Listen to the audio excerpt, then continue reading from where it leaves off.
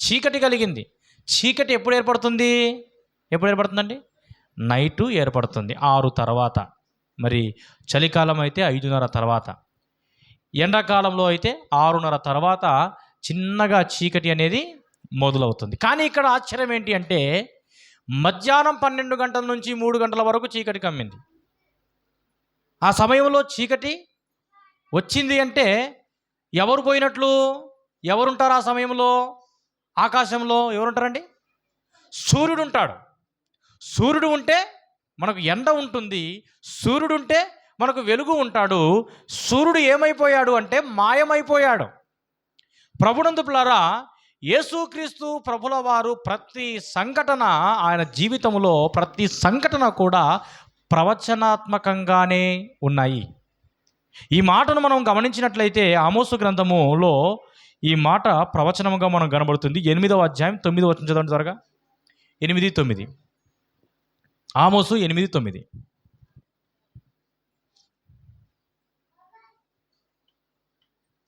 ఆమోసు 8:9 త్వరగా.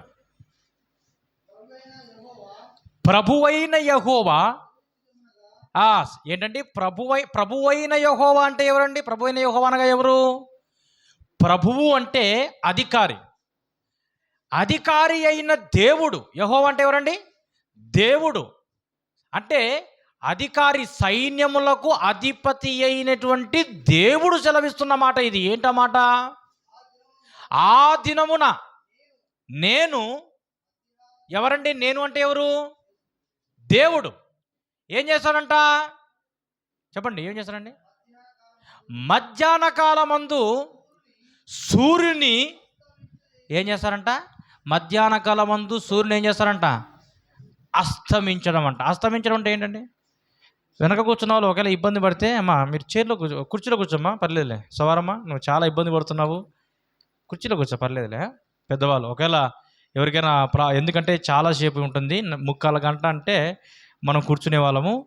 ఇది ఎక్కువసేపు ఉంటుంది కాబట్టి ఎవరైనా ఒకవేళ మీకు ప్రాబ్లమ్స్ ఏదైనా ఉంటే చైర్లు వేసుకొని కూర్చోండి, నో ప్రాబ్లం. ఓకే, మంచిది. ప్రభునందు ప్రియులారా, ఏం చదివా మనము ఆమోస గ్రంథంలో? ఆ దినమందు మధ్యాహ్న కాలమందు సూర్యుణ్ణి ఏం చేస్తారంట? అస్తమింపజేస్తాడంట. ఆ పగటి వేళ భూమికి చీకటి. పగటి వేళ భూమికి ఏం చేస్తారంట? చీకటి. చదవండి, స్పష్టంగా చదవాలా.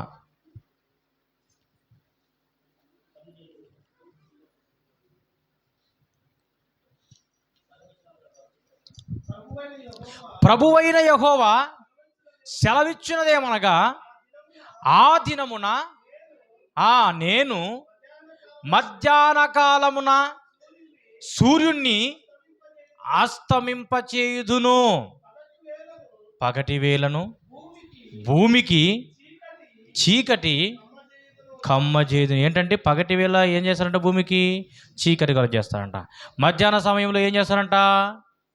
సూర్యుణ్ణి అస్తమింపజేయడం. అస్తమింపజేయడం అంటే ఉదయించడం అంటే రావడం, అస్తమించడం అంటే పోవడం. సూర్యుడు వస్తే వెలుగు, సూర్యుడు పోతే చీకటి. అయితే పగటి పూటనే చీకటి కలుగజేస్తారంట. ఆ ప్రవచనము కొన్ని వందల సంవత్సరాల తర్వాత మిట్ట మధ్యాహ్న సమయములో యేసుక్రీస్తు ప్రభుల వారు, లోకమునకు వెలుగయ్యున్న యేసుక్రీస్తు ప్రభుల వారు చీకటిలో ఉండవలసిన పరిస్థితి ఏర్పడింది. ఏంటండి? చీకటిలో ఉండవలసిన ఆయన సమయంలో ఎక్కడున్నాడు? ఆకాశానికి భూమికి మధ్యలో వేలాడదీయబడుతూ ఉన్నాడు. లోకానికి వెలుగుగా ఉన్న యేసుక్రీస్తు ప్రభుల వారు ఇప్పుడు ఎక్కడున్నాడంటే చీకటిలో ఉన్నాడు. చీకటి ప్రభునందు ప్రియులారా దేనికి సాదృశ్యం అండి? పాపమునకు సాదృశ్యముగా ఉన్నది. చీకటి పాపమునకు సాదృశ్యంగా ఉన్నది. ఆ ప్రవచనం నెరవేర్చబడింది. ఎందుకంటే ప్రభునందు ప్రియులారా, ఆ చీకటి కలుగజేయబడినప్పుడు ఇంచుమించు 3 గంటల సమయంలో, ఇంచుమించు ఎన్ని గంటల సమయంలో? 3 గంటలప్పుడు యేసు పలుకుతున్న మాట, ఏలీ ఏలీ లామా సబక్తాని, బిగ్గరగా కేక వేశాడండి. ఏమని కేకేశాడండి? బిగ్గరగా. బిగ్గరగా, అంటే చాలా పెద్దగా ఆయన కేక వేయడం జరిగింది. గొప్ప కేక వేశాడు. ప్రభునందు ప్రియులారా, ఏలీ ఏలీ లామా సవక్త. ఎందుకు వేశాడండి బిగ్గరగా కేక? కేక ఎందుకు వేశాడండి? అంటే ఎవరితో మాట్లాడుతున్నాడు ఈ మాట? మాటకర్తను చదవండి కింద. నా దేవా నా దేవా నన్నెందుకు చెయ్యి విడిచితివని అర్థం. అంటే ఎవరితో మాట్లాడుతున్నారు? కుమారుడైన క్రీస్తు ఎవరితో మాట్లాడుతున్నాడండి? తండ్రితో మాట్లాడుతున్నాడు. ఏమని మాట్లాడుతున్నాడు? నా దేవా నా దేవా నన్నెందుకు చెయ్యి విడిచితివి. అంటే ప్రభునందు ప్రియులారా, ఇక్కడ మనము జ్ఞాపకం చేసుకోవాల్సింది ఏంటంటే ఆయన తండ్రితో మాట్లాడుతూ ఉన్నాడు. మరి తండ్రితో మాట్లాడడానికి కేక వేయాలా? జ్ఞాపకం చేసుకోండి. తండ్రితో మాట్లాడడానికి కేక వేయాల్సిన అవసరం ఏముంది? సిలువలో ఆయన వేలాడబడుతూ తండ్రికి చిన్నగా మాట్లాడితే వినబడదా? అయితే ప్రభునందు ప్రియులారా, కింద ఉన్న ప్రజలకు కూడా ఆయన మాట, ఆయన కేక వినబడాలి. కింద ఉన్న ప్రజలకు ఆయన కేక వినబడాలి. నా దేవా నా దేవా నన్నెందుకు చెయ్యి విడిచితివి అంటున్నాడు. ప్రశ్నిస్తూ ఉన్నాడు ఇక్కడ. నా దేవా అంటున్నాడు. వాస్తవానికి ప్రభునందు ప్రియులారా, యేసుక్రీస్తు ప్రభుల వారు ఎక్కువగా తండ్రితో మాట్లాడేటప్పుడు దేవుడు అని అనలేదు. ఎక్కడో ఒక చోట రాయబడింది, కానీ మిగతా ప్రతి చోట తండ్రితో మాట్లాడే ప్రతిసారి దేవుడు అనలేదు. ఏమన్నాడు? మార్కు సువార్త చదవకండి. మార్కు సువార్త 14:36లో గెత్సెమనే తోటలో ప్రార్థిస్తున్నప్పుడు ఆయన అబ్బా తండ్రి అన్నాడు. ఏంటండి? గెత్సెమనే తోటలో ప్రార్థిస్తున్నప్పుడు ఏమన్నాడు? అబ్బా తండ్రి అన్నాడు. మత్తయి సువార్త 10వ అధ్యాయం 32 నుంచి 33 వచనాలు, అలాగనే 12వ అధ్యాయం 50వ వచనంలో కానీ 16వ అధ్యాయము 17వ వచనంలో కానీ మనం గమనిస్తే ఏమన్నాడంటే పరలోకమందున్న తండ్రి అని ప్రార్థన చేశాడు. మార్కు సువార్తలోనేమో అబ్బా తండ్రి అన్నాడు. మత్తయి సువార్తలోనేమో పరలోకమందున్న తండ్రి అన్నాడు. యోహాను సువార్త 17వ అధ్యాయం 11వ వచనంలో కానీ ఆయన అక్కడ ఏమన్నాడు? పరిశుద్ధుడైన తండ్రి అన్నాడు. అదే యోహాను సువార్త 17వ అధ్యాయం 25వ వచనంలో నీతిగల తండ్రి అని సంబోధించాడు. కానీ ఇక్కడ మాత్రం ఏమంటున్నాడండి? దేవా అంటూ ఉన్నాడు. అక్కడ తండ్రి అంటే దేవునికి మానవునికి ఉన్న సంబంధము కన్నా ఎవరికి ఎక్కువగా దగ్గర సంబంధం ఉంటుందండి? తండ్రికి కుమారునికి దగ్గర సంబంధం ఉంటుంది. అయితే ప్రభునందు ప్రియులారా, ఇక్కడ మనం గమనించినట్లయితే అది వరకు దగ్గరి సంబంధముగా తండ్రి అని సంబోధించిన వాడు ఇప్పుడు మీరు జ్ఞాపకం చేసుకోవాలి. ఇప్పుడు తండ్రి నుంచి జ్ఞాపకం చేసుకోండి. అది వరకు తండ్రి అని పిలిచిన వాడు ఇప్పుడు ఏమంటున్నాడండి? దేవా అని పిలుస్తూ ఉన్నాడు. అంటే అది వరకు తండ్రి యేసుక్రీస్తు ప్రభుల వారిని చెయ్యిని పట్టుకున్నాడు. యేసుక్రీస్తు ప్రభుల వారితో ఉన్నాడు. సిలువలో వేలాడదీయబడుతున్నప్పుడు తండ్రి కుమారుని యొక్క చేతిని విడిచిపెట్టాడు. ఎందుకంటే ప్రభునందు ప్రియులారా, మనం ఇక్కడ గమనించినట్లయితే మనం మొట్టమొదటిగా 1 పేతురు రాసిన పత్రిక 2వ అధ్యాయం 22వ వచనం కొన్ని పాయింట్లు నేను చెప్పేసి ముగించేస్తాను ఒక 10 నిమిషాల్లో. ఇక్కడ మనం గమనించినట్లయితే ప్రభునందు ప్రియులారా, 1 పేతురు 2:22 చదవండి త్వరగా. 1 పేతురు 2:22 మీరు ఎంత త్వరగా చదివితే అంత త్వరగా ముగించబడుతుంది. అలాగనే ఒకరు హెబ్రీ 4:15 కూడా తీసుకోండి. ఆయన పాపము చేయలేదు, ఆయన నోట ఏ కపటము లేదు. ఓకే, హెబ్రీ 4:15 చదవండి. ఎలాగా?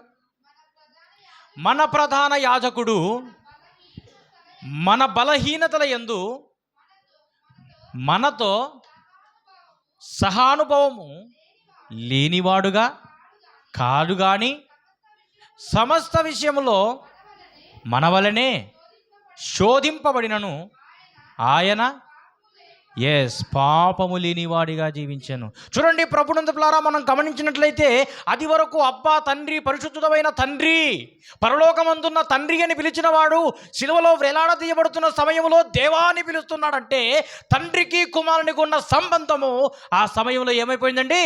తెగిపోయింది. ఎందుకు అంటే ప్రభునందులారా, మొదటి పాయింట్, యేసు తన జీవితంలో ఏ పాపము చేయలేదు. మొదటి పేతురు పత్రికలో మనం చదివాము, హెబ్రీలకు రాసిన పత్రికలో మనం చదివాము. ఆయనలో ఎటువంటి పాపము లేదు, పాపము లేనివాడిగా ఉన్నాడు. ఈ లోకంలో ఎవరైనా పాపం లేని వారిగా జీవించారా అంటే అది కేవలము యేసుక్రీస్తు ప్రభుల వారు మాత్రమే. మొట్టమొదటి పాయింట్ మనం వింటూ ఉన్నాము, యేసు తన జీవితంలో ఏ పాపము చేయలేదు. రెండో పాయింట్ మనం వింటూ ఉన్నాము, రోమా 8:4. అక్కడ మనం గమనించినట్లయితే రెండో పాయింట్, తండ్రి మన పాపమును యేసుపై మోపాడు. చూడండి, బాగా మీరు విన్నట్లయితే ప్రతి పాయింట్ ఒక్కొక్క పాయింట్కు కనెక్షన్ ఉంది ఇక్కడ. మొదటి పాయింట్ ఏంటి అంటే, యేసు తన జీవితంలో ఏ పాపము చేయలేదు. ఏ పాపము చేయలేని యేసుక్రీస్తు ప్రభుల వారి మీద రోమా 8:4 ప్రకారముగా తండ్రి మన పాపములను యేసుపై మోపాడు. మొదటి పాయింట్ ఏంటి? యేసు ఏ పాపము చేయలేదు. రెండో పాయింట్ ఏంటి? ఏ పాపము చేయలేని యేసుక్రీస్తు ప్రభుల వారి మీద, ఇప్పుడే ఒక పాట పాడాడు కదా, ఏ పాపము ఎరుగని నీకు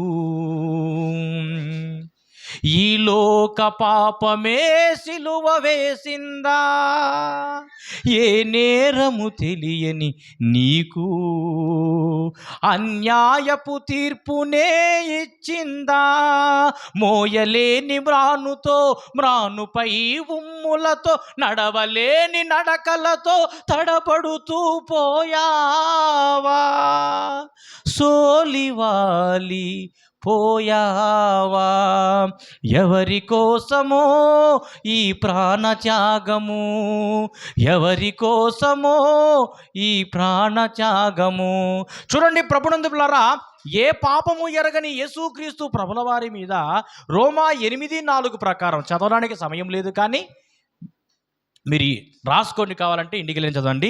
రోమా 8:4 ప్రకారము ఏ పాపము చేయలేని యేసుక్రీస్తు ప్రభుల వారి మీద పాప శరీర ఆకారముతో ఈ భూమి మీదికి పంపించాడంటే, పాప శరీర ఆకారముతో పంపాడు. మూడో పాయింట్ మనం వింటున్నాము, యేసు మన పాపములను తన శరీరమందు, మొదటి పేతురు 2:24 చదవండి త్వరగా. మొదటి పాయింట్ ఏంటి? యేసు తన జీవితంలో ఏ పాపం చేయలేదు. రెండవది, ఏ పాపము చేయలేని ఆయన మీద యేసుక్రీస్తు ప్రభుల వారిని పాప శరీరాకారంతో భూమి మీదకి పంపాడు. మూడవది, మొదటి పేతురు 2:24 త్వరగా. మనము పాపముల విషయమై చనిపోయి నీతి విషయమై ఆయన తానే తన శరీరమందు మన పాపములను భరించాడు. ప్రభునందులారా, ఏ పాపము చేయలేని యేసుక్రీస్తు ప్రభుల వారిని తండ్రి తనను పాప శరీరాకారముతో భూమి మీదికి పంపాడు. అయితే మూడో పాయింట్గా, మన పాపములను యేసుక్రీస్తు ప్రభుల వారు తన శరీరమందు భరించాడు. మన పాపములు ఆయన ఏ పాపము చేయలేదు. లోక పాపాన్ని ఆయన వీపు పైన, లోక భారాన్ని ఆయన తలపైన భరించడం జరిగింది. నాలుగో పాయింట్ మనం గమనిస్తే, పాపము చేయడం ద్వారా, యెషయా గ్రంథం 59:2 చదవండి. నాలుగో పాయింట్, యెషయా 59:2. మూడో పాయింట్ ఏం విన్నాము? మన పాపమును తన శరీరమందు భరించాడు. ఇప్పుడు నాలుగో పాయింట్ మనం వింటున్నాం, 59:2 త్వరగా.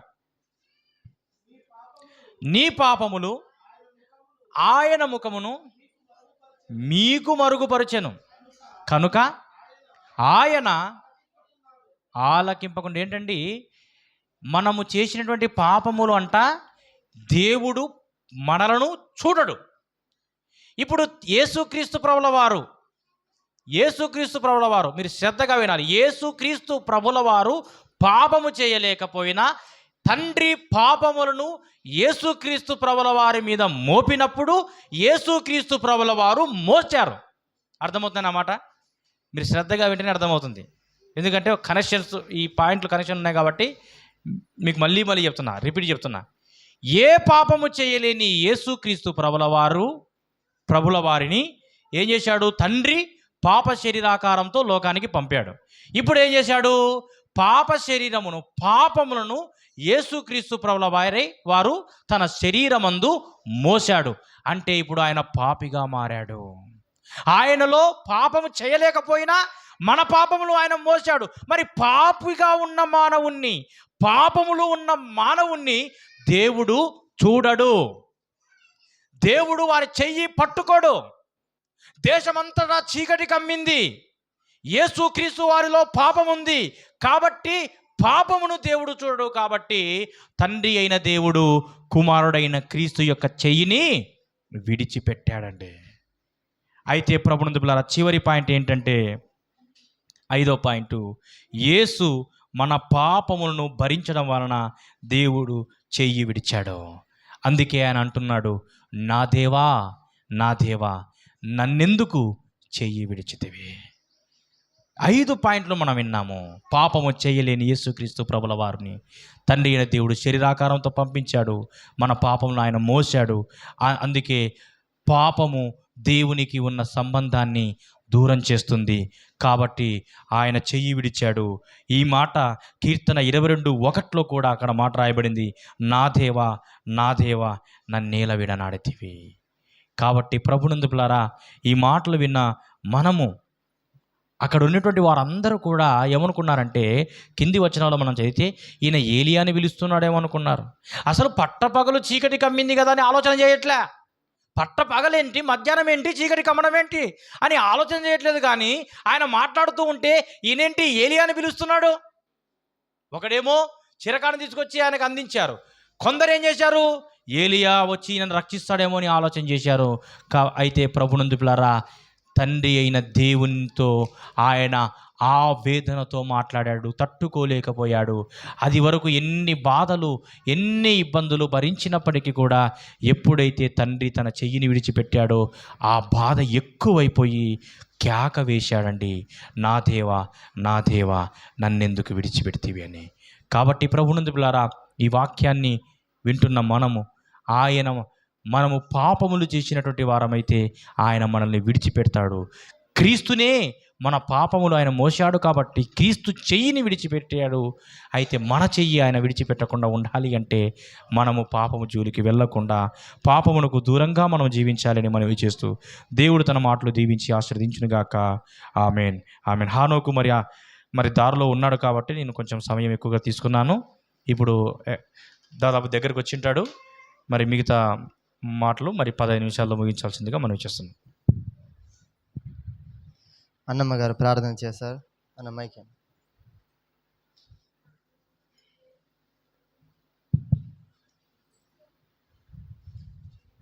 దయాకృపలేని తండ్రి, ప్రేమైన యేసయ్యా, మీకు వందనములు స్తోత్రములు నాయన. గొప్ప దేవ, గొప్ప తండ్రి, సర్వోన్నత